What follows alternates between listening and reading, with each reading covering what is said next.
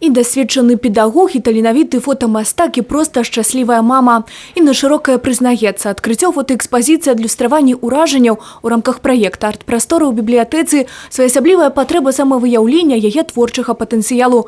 Прадстаўлены брэскай публіцы вернісаж налічвае 24 лепшых фотаработы аўтара розных гадоў.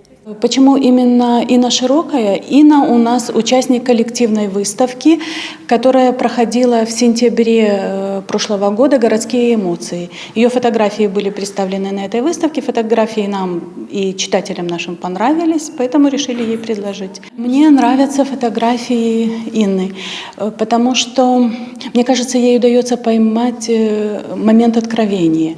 В них есть какая-то легкая непосредственность, но в то же время и глубина. Хвалюючае мора, прыродныя з'явы, пейзажы, а самае галоўнае – непатрэбныя эмоцыі дзяцей і людзей, якія прывабілі як вочы аўтара, так і душу. Толькі тое, што любіць, што падабаецца, што адчувае. С течением времени случилась вот такая коллекция какая-то домашней фотографий, которые не стыдно мне показать. Мало того, что мне и хочется показать, это такой кусочек моего мира личного, на который ничто не влияет, и никто не влияет, и даже я сама. Я отключаю аналитику совершенно и стараюсь смотреть на это все абсолютно интуитивно и по ощущениям внутренним.